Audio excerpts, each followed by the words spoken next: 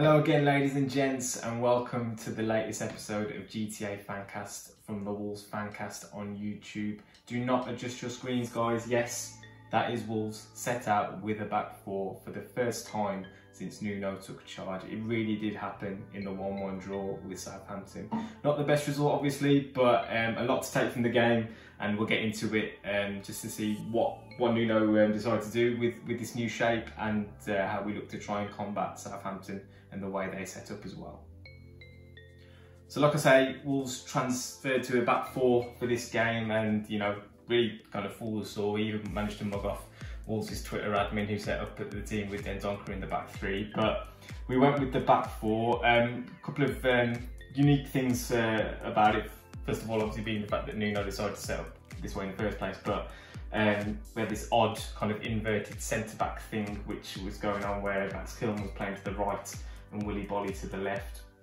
I think we had a lot of problems building play from the back for that reason partly, and also because of Southampton's shape. They really flood kind of the middle of the pitch, playing with two strikers. It's interesting that we decided to go to a back four all of a sudden when not too many teams actually play this kind of system, but when there are two strikers there, it obviously puts a little bit more pressure on the fullbacks to be tucked in quite tight, and they're not going to be able to get forward as much because you don't really want to leave a 2-on-2 situation there with Bolly and Kilman against the two forwards. But I think obviously initially we did tend to just struggle a little bit with bedding in the first kind of 45 minutes. And I don't think that was anything to do with our intent, but more to do with just the fact that we weren't used to being this kind of set shape and system. Obviously, I'll mention the word that most good systems are symbiotic, and it's not just about taking an extra man out of the defence, it's about what that impact has on the rest of the field. And I think one thing that ended up happening as a result of that was we were quite bad at timing, our pressing and things as well. If the ball was with Southampton's back line, I think what ended up happening, Moutinho and Dendoncker were quite happy to kind of sit a little bit deeper, just because they're conscious of the fact that there's two strikers up there, these tucked in wide men who aren't really wide men at all. They didn't really play in those kind of areas, and what ended up happening as a result is bigger distances for our own wide men to then cover when it came to pressing. And there was one instance where Daniel Pedence literally, I think he pressed the centre half, the ball came into the full-back, he pressed him, and then he went into the centre midfielder, he pressed him, and then came back out to the centre half, all on his own. I had to kind of rub my eyes and check that he hadn't just morphed into Stephen Hunt. So that wasn't necessarily his own fault. That's a breakdown in the system where he's then felt the need to go and press the ball all by himself. But the impact then that had on the rest of the play, if you have a look at Southampton's heat map, like to play a lot through the middle of the pitch. There's always a player here, whether it's kind of this kind of square that they've got going on, or almost like a hexagon shape here. If the ball's going into, say, this wide man, there's always options for them. They tend to play really nice and tight. Technically good players as well. So they have to handle the ball and do that in tight spaces, which I think, they've worked on the system for a long time.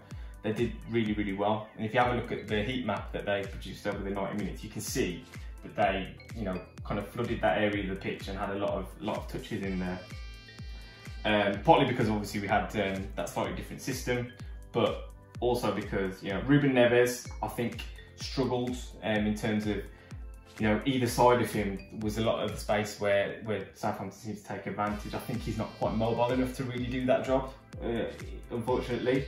And also just the fact that, not having that back four, Pedence doesn't have the luxury of a wing back coming in who's able to go and press.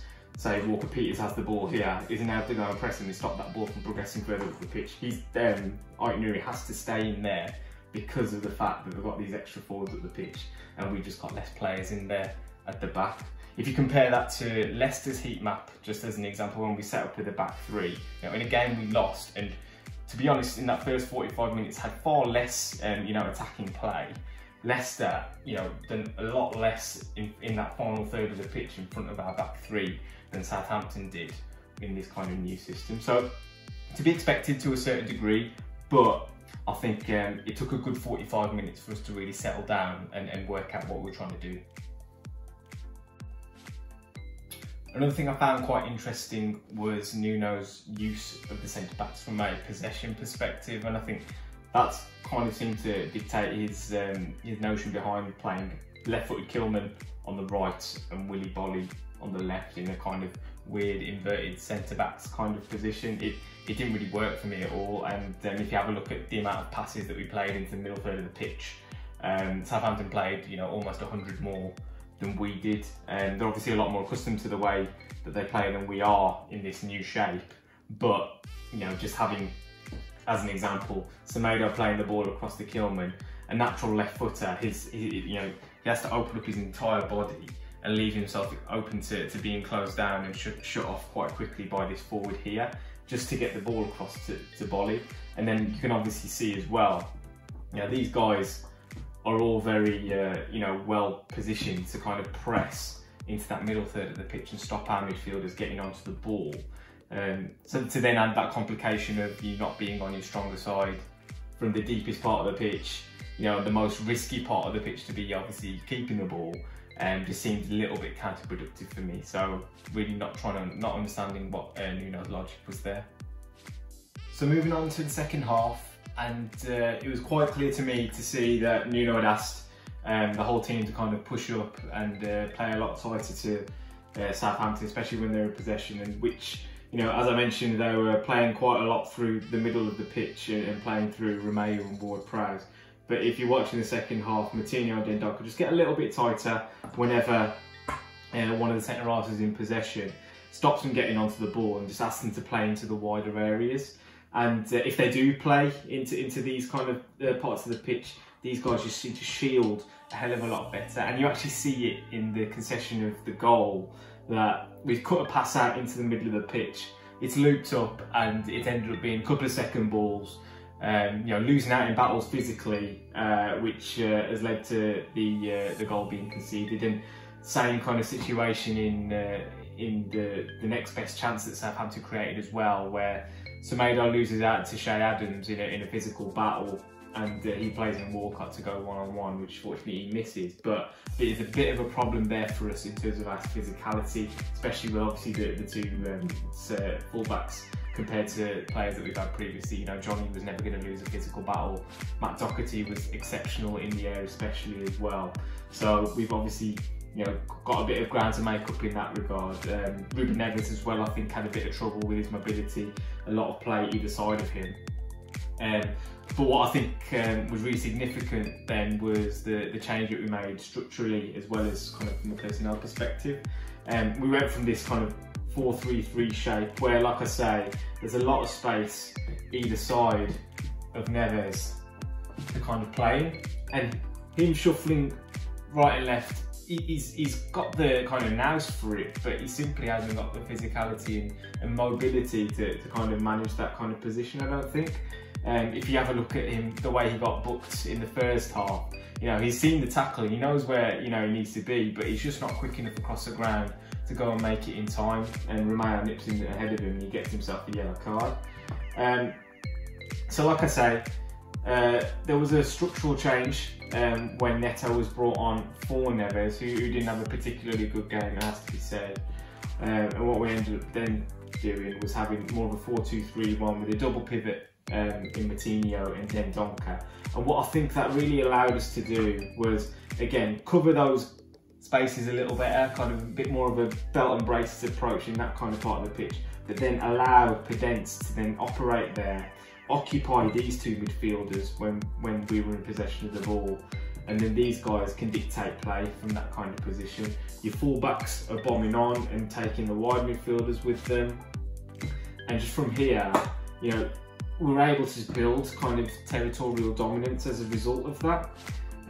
You know, there's a lot of possession of the ball for us in the second half. If you have a look at passes into the attacking third from us in the last 25 minutes, you can see straight away, especially if you have a look at the arrows that are light blue, those are the ones that led to shots at goal, and there's lots of them kind of in and around this area as well. which is really, really promising.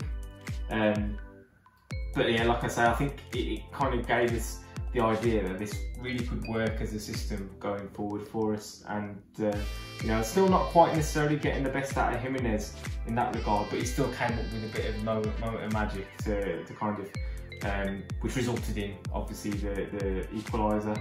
But like I say, I think just having the foursome of Neto, Podence, Traoré and Jimenez is going to cause teams problems just from their own individual quality. And if you set them up in this kind of shape, you know, Podence out wide didn't seem to necessarily have too much joy. I don't think he's the kind of player who's going to run away from someone with his pace in the way that Neto or Traoré might. He's more of a kind of you know, low centre of gravity, sharp turns, and he's perfect for that number 10 role.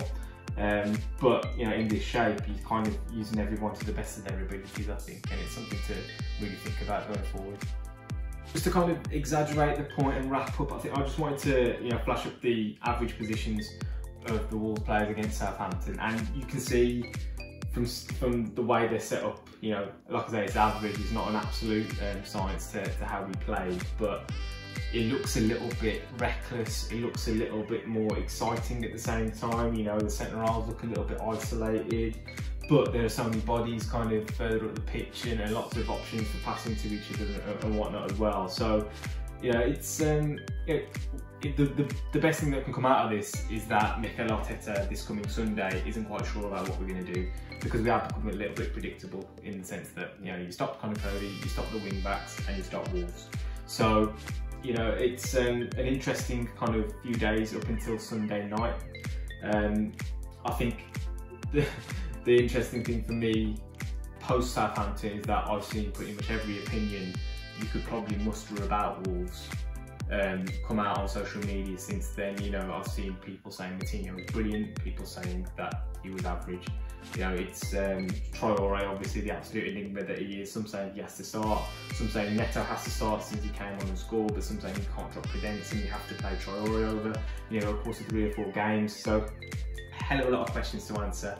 The biggest one obviously being about Conor Coady, and if it can't be the case that he can, you know, we can play a back 3 without him, then can it be the case that we can play a back 4 with him? And if not, will Nuno persist, or will you revert to type again? So lots of questions to answer. It's going to be an interesting few days, obviously up until Arsenal on Sunday, but another chance for us to go and get 3 points, and we should go there with confidence, especially given the way that Arsenal have been playing recently. So hit us up with a like, guys, subscribe, and let us know in the comments what you think Nuno should be doing.